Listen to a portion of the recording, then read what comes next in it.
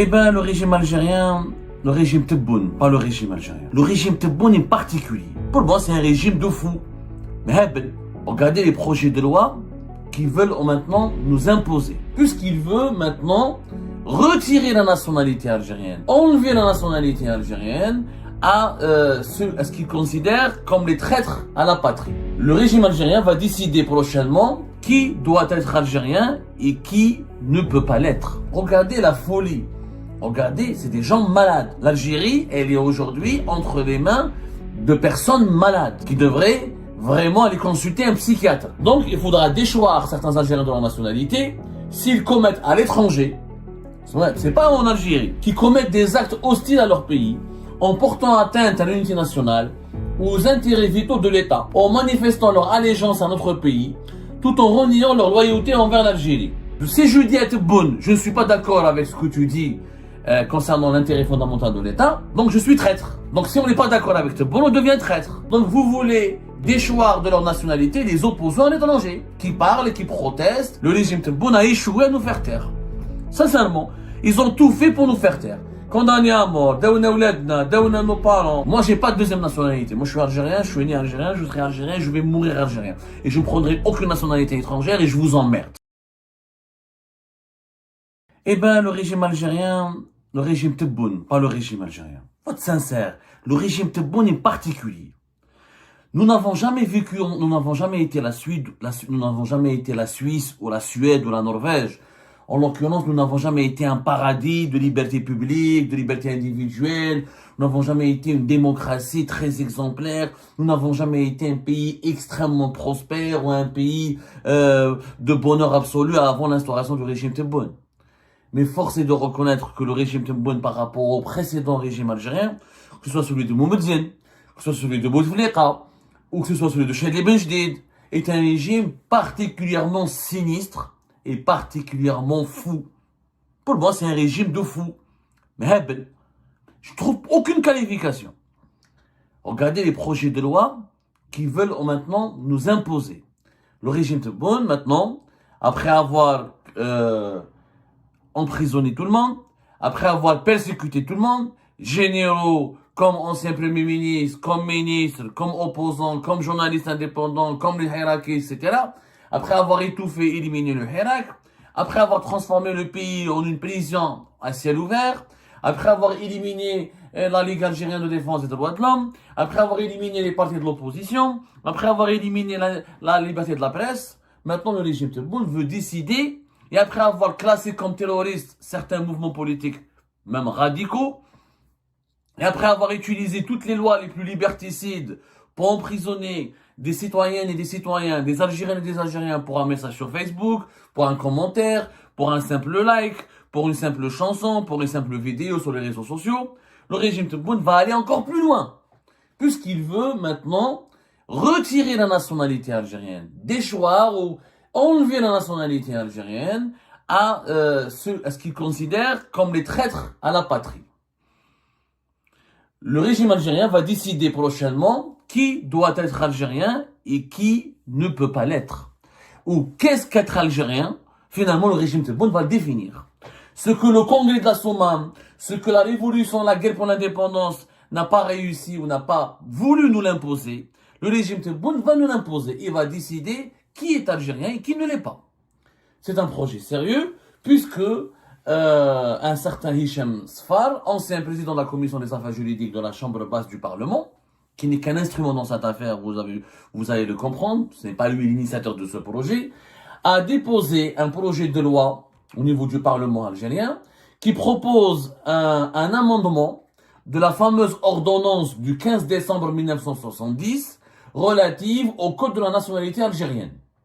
Donc, le bureau de l'Assemblée nationale populaire nationale, le bureau de l'Assemblée populaire nationale du Parlement algérien a enregistré un projet de loi qui doit être débattu, décidé débattu éventuellement voté dans les prochains jours, ou les prochaines semaines, pour être plus précis, qui propose d'amender le code de nationalité. C'est-à-dire, il veut introduire, ce projet de loi propose d'introduire une disposition qui permet de retirer la nationalité algérienne ou de déchoir un Algérien de sa nationalité s'il est accusé de trahir sa patrie, ou s'il est accusé de trahir son appartenance à la patrie. Selon l'initiateur de ce projet, cette initiative vise à modifier et à compléter l'ordonnance numéro 70-86 relative à la nationalité algérienne afin de l'adapter aux dispositions de la Constitution, notamment son article 36 et aux mécanismes internationaux relatifs aux droits et libertés. Il commence toujours par regarder la folie. Regardez, c'est des gens malades. L'Algérie, elle est aujourd'hui entre les mains de personnes malades qui devraient vraiment aller consulter un psychiatre. On commence par vous dire, ah non, on veut changer le code de nationalité pour l'adapter aux droits de l'homme, pour rajouter des libertés. Alors qu'est-ce que c'est que cette liberté? La nationalité n'est pas un statut juridique. Elle constitue, il faut redéfinir la nationalité. Elle constitue un lien moral et spirituel fondé sur la loyauté, la fierté et l'attachement à la patrie. Et elle ne saurait accepter que ceux qui menacent son unité partagent le même lien d'appartenance. Ça va plus loin. Alors, il faudrait donc introduire une disposition qui appelle à la protection des intérêts fondamentaux de l'État contre des comportements qualifiés de dangereux, étrangers aux valeurs de la société algérienne, et pour protéger l'Algérie et ses intérêts, on parle des intérêts fondamentaux de l'État. On ne parle pas des intérêts fondamentaux du pays, les intérêts fondamentaux de l'État. Qui va les décider ces intérêts? On va en parler. Donc, il faudra déchoir certains Algériens de leur nationalité s'ils commettent à l'étranger. C'est pas en Algérie. Cette déchéance, cette loi, vise les Algériens de l'étranger. On parle de ces mesures de déchéance qui visent les Algériens à l'étranger, qui commettent des actes hostiles à leur pays, en portant atteinte à l'unité nationale ou aux intérêts vitaux de l'État, en manifestant leur allégeance à notre pays, tout en reniant leur loyauté envers l'Algérie, ou encore en fournissant des services à des puissances étrangères, dans le but de nuire aux intérêts nationaux, malgré un avertissement officiel. Waouh! Moi, j'ai jamais vu un pays, je ne sais pas comment on peut traduire ça par une loi. C'est-à-dire, on va faire une loi où l'État va adresser un avertissement officiel à quelqu'un qui habite à l'étranger, qui est un Algérien. On va lui dire, tu es en train de travailler contre les intérêts fondamentaux de l'État. Tu es en train de prêter allégeance à un État étranger. Tu es en train de menacer l'unité nationale ou les intérêts vitaux de l'État. Et donc, oui, tu fournis des services à des puissances étrangères. Donc, tu t'arrêtes pas de faire ça, on va t'enlever ta nationalité algérienne. Moi, j'aimerais bien qu'on m'explique qu'est-ce que c'est que cette loi. Qu'est-ce qu'il y a de loi? Qu'est-ce qu'il y a de juridique? Qu'est-ce qu'il y a de bon sens dans cette loi? Fahmouni, comment on peut établir une loi dans ce sens-là? Le problème auquel on se confronte, c'est un problème purement psychologique d'abord. Problème psychologique, enfin. Problème d'abord logique. C'est un problème logique. Quand je te parle de problème logique, c'est quoi? Alors, on parle des intérêts fondamentaux de l'État. Quelle est la loi qui définit les intérêts fondamentaux de l'État? Je ne connais aucune loi. En fait, les intérêts fondamentaux de l'État, ce sont les décideurs de l'État qui les décident. Mais comme les décideurs de l'État ne sont pas légitimes, ne sont pas élus démocratiquement, ne sont pas choisis par le peuple, alors, moi j'ai le droit de dire à Tebboune, par exemple, je suis pas d'accord avec ce que toi tu considères comme un intérêt fondamental de l'État. Si je dis à Tebboune, je ne suis pas d'accord avec ce que tu dis concernant l'intérêt fondamental de l'État, donc je suis traître. Donc si on n'est pas d'accord avec Tebboune, on devient traître. Ah, donc Fahmouna. Donc vous voulez déchoir de leur nationalité les opposants à l'étranger, qui parlent et qui protestent et qui dénoncent les mauvais fonctionnements, la mauvaise gouvernance, le sous-développement du pays et le bilan chaotique des dirigeants de l'État actuel, du régime actuel. L'État, il y a une différence entre l'État et le régime. L'État est un ensemble d'institutions qui fonctionnent de façon harmonieuse, selon des lois et une constitution adoptées par un peuple et dirigées par des personnes physiques et morales, décidées et choisies par le peuple. Même les institutions morales doivent émaner de la volonté populaire. Or, qu'est-ce qui émane de la volonté populaire? On nous dit quelqu'un qui menace l'unité nationale ou les intérêts vitaux de l'État. Comment quelqu'un à l'étranger menace l'unité nationale? L'unité nationale, elle concerne des gens, elle concerne l'intérieur du pays. Logiquement, en toute logique, l'unité nationale, il faut être à l'intérieur du pays pour pouvoir menacer l'unité nationale. Quelqu'un qui menace l'unité nationale, c'est celui qui fait un mouvement de rébellion, il prend les armes, il appelle à l'indépendance d'une région, mais quelqu'un qui est actif de l'intérieur. Comment moi j'active de l'extérieur, je peux menacer l'unité nationale d'un pays qui est loin de moi? Donc ça n'a pas de logique. Allégeance à notre pays, ça veut dire quoi allégeance à notre pays? Est-ce que Mohamed Boudiaf, quand il s'est exilé au Maroc, est-ce qu'il a fait allégeance au Maroc? Mohamed Boudiaf, c'était l'artisan et l'un des cerveaux de la révolution algérienne. Est-ce que Hussein Aït Ahmed, Allah yarhamou, quand il s'est exilé en Suisse, est-ce qu'il a fait allégeance à la Suisse? Et je citerai beaucoup de cas. Est-ce que Khaled Nassar, quand il a fui pour partir en Espagne, à l'époque de Gaïs Salah, est-ce qu'il a fait allégeance à l'Espagne? Et les exemples sont légion, on va en parler tout à l'heure. En réalité, ils veulent menacer les opposants à l'étranger, les diaboliser, ça n'a pas suffi, les condamner à la prison ferme, ça n'a pas suffi, lancer des mandats d'arrêt internationaux qui n'ont pas été reconnus parce qu'Interpol ne reconnaît pas les mandats d'arrêt basés sur des considérations politiques et sur des considérations idéologiques et sur des instrumentalisations politiques de la justice. Donc quand rien n'a marché pour les faire taire, ni la prise en otage de leur famille, ni la diabolisation par les outils de la propagande du régime algérien, ni les interdictions de rentrer chez eux, ni les menaces physiques, les agressions et les tentatives de meurtre qui ont été perpétrées à leur encontre à l'étranger, notamment sur le sol français, ni les tentatives de kidnapping ou d'enlèvement et de séquestration, ni rien n'a marché contre les opposants algériens basés à l'étranger. Basktouche, le régime Tebboune a échoué à nous faire taire. Sincèrement, ils ont tout fait pour nous faire taire. Condamnés à mort, daouna ouladna, daouna nos parents, ils ont voulu nous tuer en France, ils ont voulu nous assassiner, ils ont voulu lancer des postes judiciaires à l'étranger. Ils n'ont pas réussi à faire taire aux gens.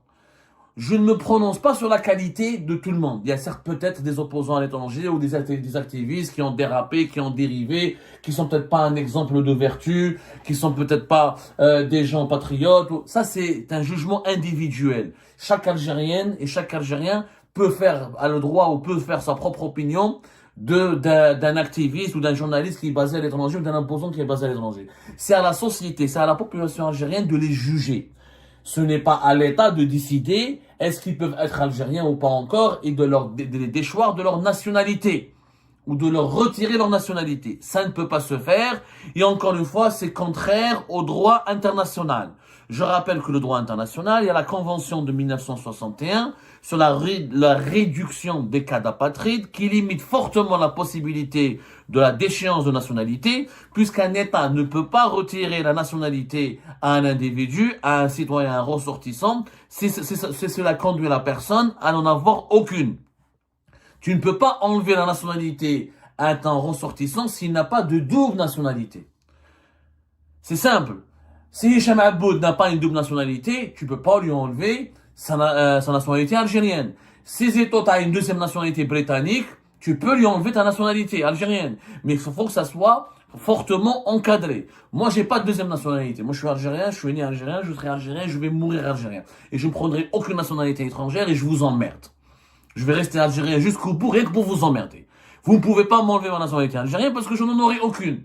Donc là, le droit international vous empêche de transformer quelqu'un en apatride. Tu ne peux pas faire de quelqu'un un apatride. Tu n'as pas le droit. Le droit international empêche un État de faire cela. Même pour déchoir quelqu'un de sa nationalité, il y a des lois internationales qui limitent. Tu peux enlever la nationalité à quelqu'un qui a une double nationalité, qui a une triple nationalité. Oui, ça c'est possible. Mais il faut que ça soit justifié par des cas précis. La majorité des cas, c'est du terrorisme. Mais terrorisme médiatique ou intellectuel, le terrorisme politique utilisé par le régime Tebboune. Un terrorisme implication dans des actes armés, dans des attentats, dans des tueries de masse, de civils. Oui, on en parlera dans le cas des pays civilisés. Mais que dit le droit international? La Déclaration universelle des droits de l'homme de 1948, adoptée par l'ONU. L'article 15. Tout individu a le droit à une nationalité. Tout individu a le droit à une nationalité. Nul ne peut être arbitrairement privé de sa nationalité, ni du droit de changer de nationalité. J'ai le droit de changer de nationalité, c'est un droit universel. Je suis algérien, demain j'ai pas envie d'être algérien. Mais l'Algérie n'a pas le droit de m'enlever ma nationalité, et elle n'a pas le droit de m'empêcher de changer de nationalité. Ça fait partie des droits de l'homme. Un concept malheureusement qui n'est pas compris par les dirigeants actuels. Donc cela signifie quoi? Qu'un État ne peut pas arbitrairement retirer la nationalité d'un ressortissant. Il doit y avoir une existence et une raison légale, objective et proportionnelle. Proportionnelle. On ne peut pas rendre une personne apatride. S'il y a des opposants algériens à l'étranger ou là des subversifs, comme l'appelle le régime algérien, ou des terroristes algériens basés à l'étranger qui ont une double nationalité, ça sera possible. Ça sera possible. MLTZ n'a pas de double nationalité. Abdou Samman n'a pas de double nationalité. Benzdira n'a pas une double nationalité. Hicham Aboud, à ma connaissance, malgré le peu d'affection que je lui porte, malgré que c'est un fou, mais il n'a pas de double nationalité. Zétot, il a une double nationalité, etc. Mais on n'a pas tous une double nationalité à l'étranger. Il n'y a pas beaucoup de binationaux. Les fils des dirigeants algériens et les dirigeants algériens ont plus de binationaux chez eux, dans leur propre entourage, que dans l'entourage des opposants, des activistes à l'étranger. Il faut dire la vérité.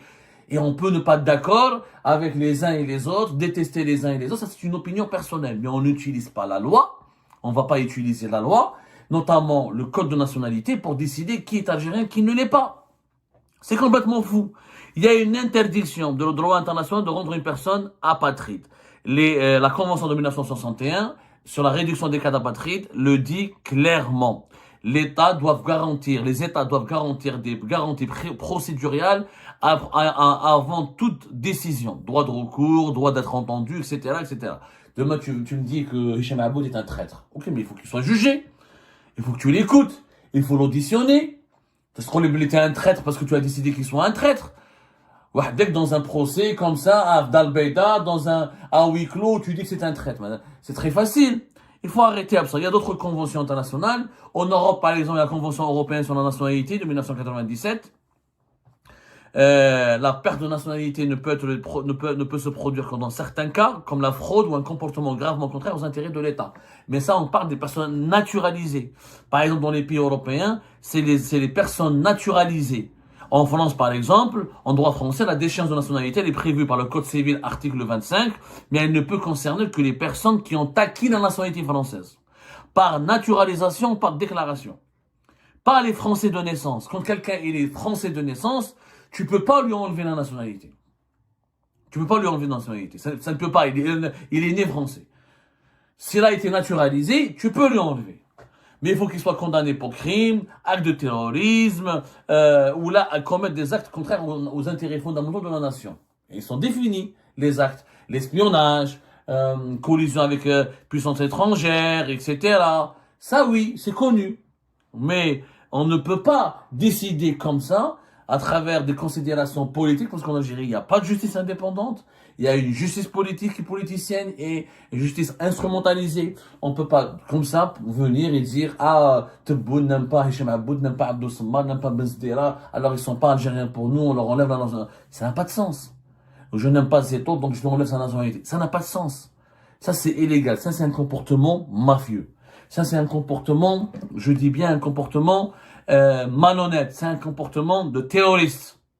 J'aimerais citer quelqu'un que je trouve que j'ai adoré sa publication sur les réseaux sociaux, c'est le réalisateur Béchir Raïs. Sur sa page Facebook, il a écrit un petit texte qui est d'une lucidité exemplaire et qui résume parfaitement l'absurdité de cette proposition, de ce projet de loi qui est en cours de préparation au sein du Parlement algérien concernant la déchéance des personnalités. Qu'est-ce qu'il a dit la déchéance de nationalité à l'encontre de certaines personnes établies à l'étranger. Voilà ce que dit Béchir Raïs. En 1994, un député islamiste du parti Nahda proposait de retirer la nationalité de Hussein Aït Ahmed. 30 ans plus tard, les députés ressortent le même vieux projet. Une loi sur la déchéance de la nationalité, déjà refusée en 2020. Parce qu'effectivement, elle a été déjà proposée en 2020 et Abdelmajid Tebboune l'avait refusée plus exactement entre 2021 et 2022. Mais souvenons-nous, Karim Belkacem, Boudief, Aït Ahmed, Ben Bella, Farhat Abbas, Khayder, Slimane Amirat, et même Saïd Haj et beaucoup d'autres, tous ont été un jour traités de traîtres à la nation. Si cette loi avait existé à leur époque, ils auraient été tous bannis de leur propre pays. Et avec eux, c'est la mémoire et la dignité et l'histoire de l'Algérie qu'on aurait effacée. À chaque fois qu'il y a une personnalité nationale qui s'oppose, qui dit non aux dirigeants du moment, qui s'oppose aux abus de pouvoir, qui s'oppose à la dictature, qui s'oppose à la corruption, qui s'oppose à la dilapidation des richesses nationales, on l'accuse d'être traître. On l'accuse d'être un traître. On l'accuse d'être de trahison. Donc, c'est aussi vieux, cette arnaque, elle est très vieille, elle est aussi vieille que le monde. Donc, les dictateurs, quand ils veulent faire taire leur adversaire, eh ben, c'est très facile, ils les font passer pour des traîtres. Quand on veut noyer son opposant, on l'accuse d'être un traître. C'est très simple. La loi internationale est totalement claire là-dessus. Le régime algérien ne peut pas adopter cette loi. Elle n'aura aucune valeur légale. L'Algérie sera même dénoncée par les instances des Nations Unies pour ce dérapage et cette dérive inimaginable et affolante. Encore une fois, nous avons affaire à un régime fou qui a basculé dans la folie et dans le délire. Eh ben, c'est la fin de cette vidéo, les amis. Je vous remercie comme d'habitude pour avoir suivi jusqu'à la fin. N'oubliez pas de nous laisser vos commentaires et vos réactions sur la vidéo et de vous abonner à la chaîne si vous n'êtes pas encore abonné. Et merci aussi pour vos commentaires et vos discussions très animées dans la section des commentaires. Donc, vous n'oubliez jamais de décortiquer bien un sujet sur tous les points qui ont été abordés dans la vidéo et ça fait vraiment plaisir quand moi-même je ne fais pas de commentaires, je m'appuie sur vous pour que vous puissiez bien expliquer les choses et en faire des discussions civilisées et dans tout le respect possible. Donc voilà, merci beaucoup et à la prochaine dans une nouvelle vidéo. Au revoir.